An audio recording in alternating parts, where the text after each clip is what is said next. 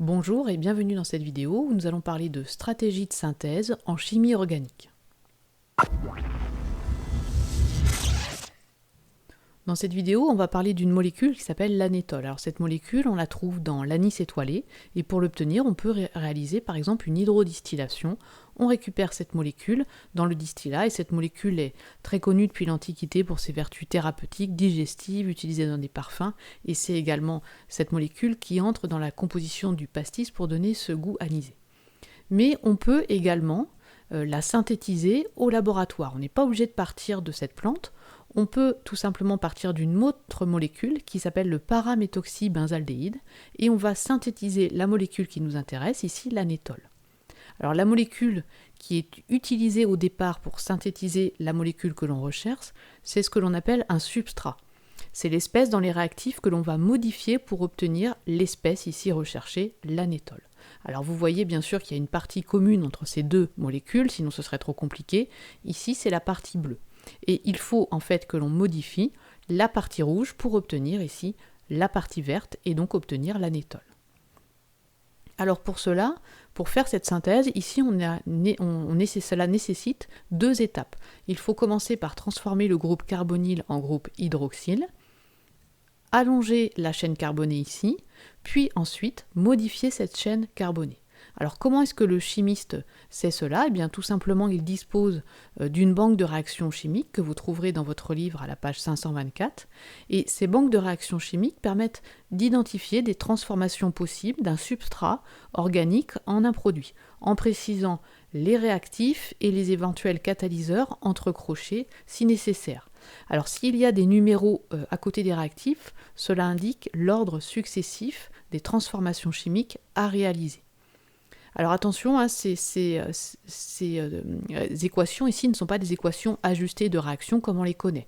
C'est juste une écriture, un symbolisme pour traduire une réaction chimique.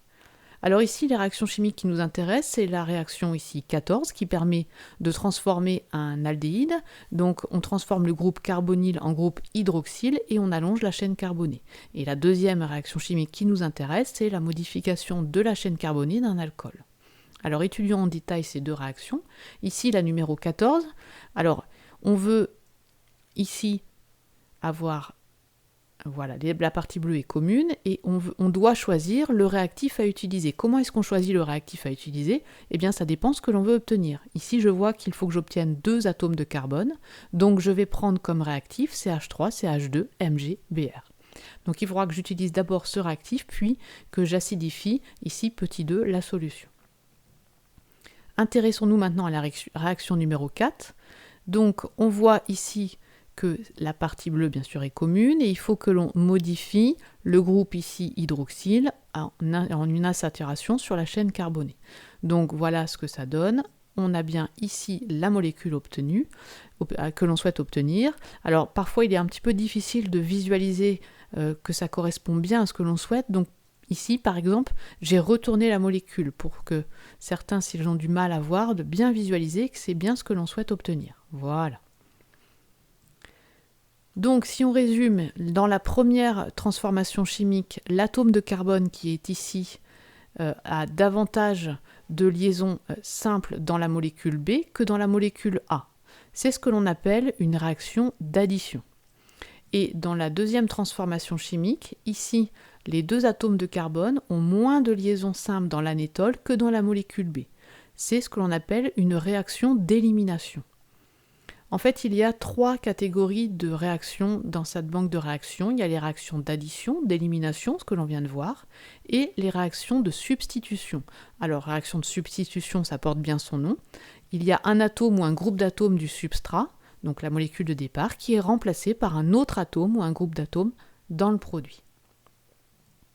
Alors quand on fait des transformations chimiques comme ceci, eh bien, il peut arriver un phénomène indésirable. Regardez ici, si j'utilise dans la banque de réaction c'est la réaction avec l'ion MnO4-, eh bien voilà ce qui se passe. J'obtiens bien ce que je souhaite ici en vert, mais le problème c'est que la partie bleue a été modifiée, il s'est formé un groupe carbonyle. Donc il peut être nécessaire de faire ce que l'on appelle une protection des groupes caractéristiques.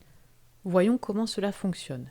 Ici, on va protéger le groupe bleu, donc on va le transformer d'abord en un groupe ici violet, alors avec une réaction chimique. Ensuite, on va faire la transformation que l'on souhaite. Ici, donc on va passer du groupe rose au groupe vert souhaité, et on va ensuite déprotéger notre fonction. Ici, on va revenir sur notre molécule que nous souhaitons.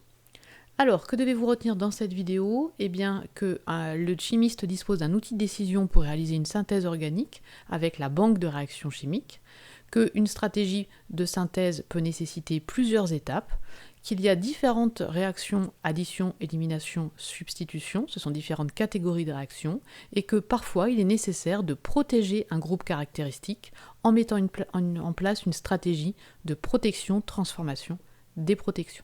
Voilà pour cette vidéo et je vous dis à bientôt.